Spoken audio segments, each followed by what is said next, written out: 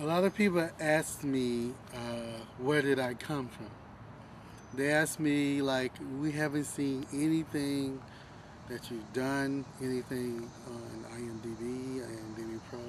That's right, you're not going to see me because I'm brand new, straight at you.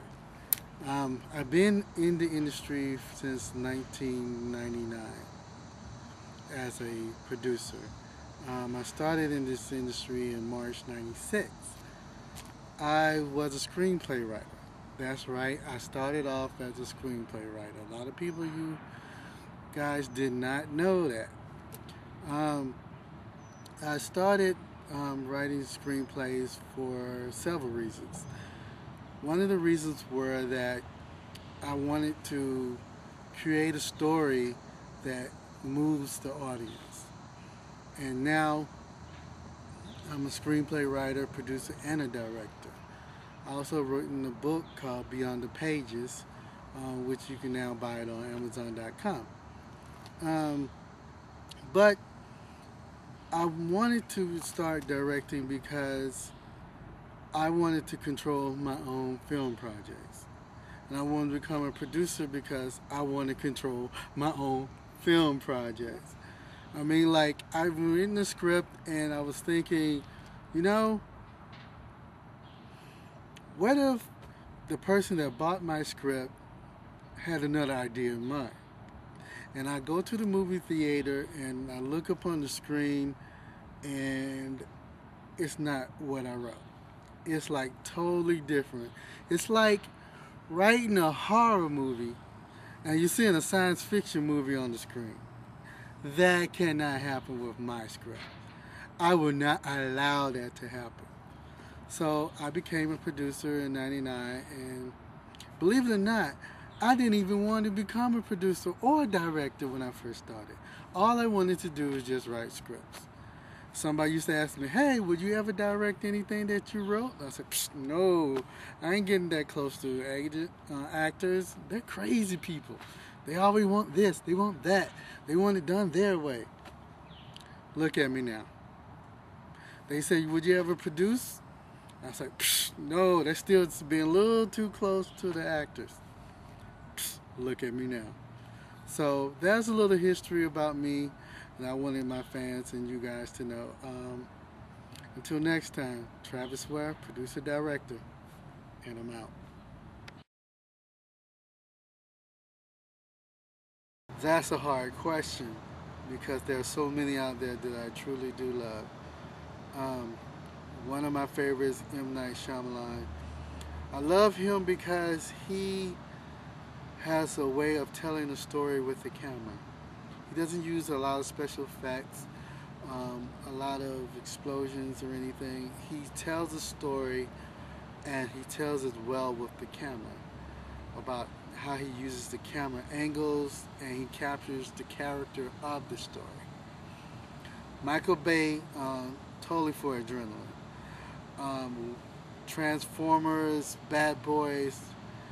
I love his films because once you leave his film, you feel that adrenaline rush, and you're basically tired like you actually have been in the film.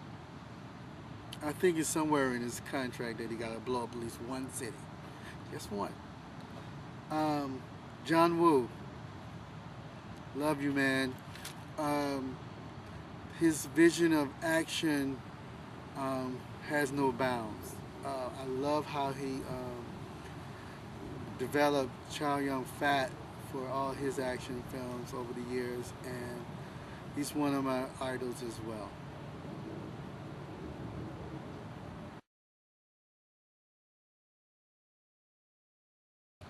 I want everyone to know in entertainment world and film world, I'm old school.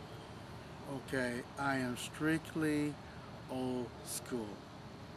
So, if you ask me what's my favorite type of shooting format, it's going to have to be 35. 35 millimeter. Now, if you're asking me who do I like to use, Panavision, Ari, it doesn't matter. Longest it's 35 millimeter. I love how film looks. Not saying bad stuff about digital. I'm pretty sure there are some times I'm going to have to use digital. But if I have to write a script and direct it and produce it, and it's one of mine, you can count on it's going to be 35. Now, other directors like to use digital, which is true. Digital is good, and it's quick and it's easy to edit.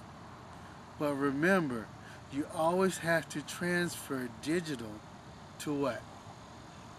35. So, for me, to all my fans, I'm 35 millimeter.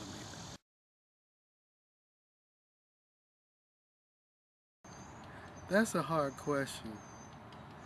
You're going to have to look. Okay, it's not an easy thing.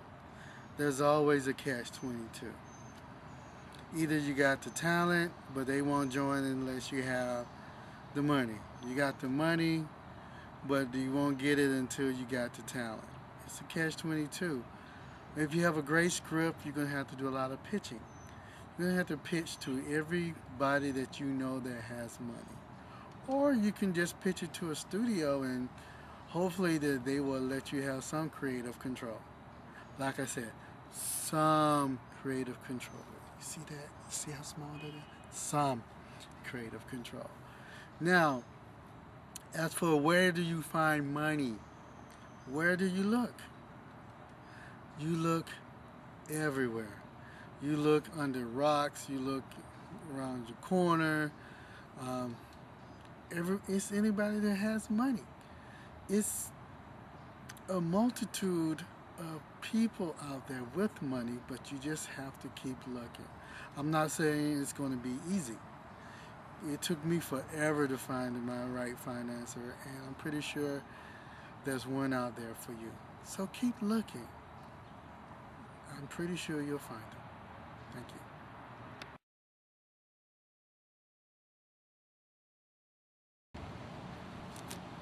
Photo finish. I call that my eye candy / blow 'em up film. Photo finish will be my first feature film that I've done. It's actually, to my knowledge, the first black female martial art film in history.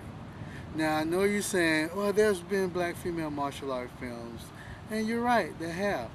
But there's not been a film, as far as I know, that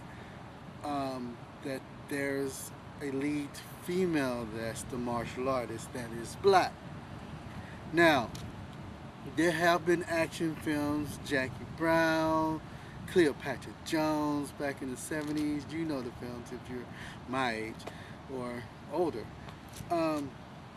But let me explain martial art films.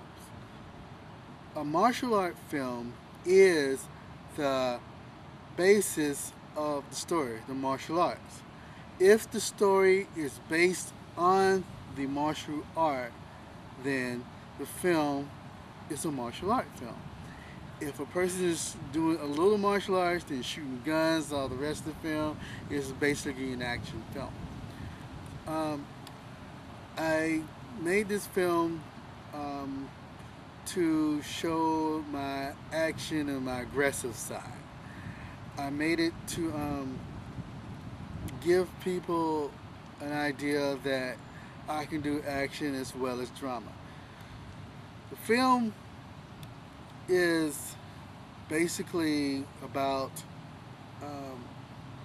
a photographer that catches an assassin killing a large corporation executive, and the people that hired the assassin wants the film back, and because the film ties them to the assassination.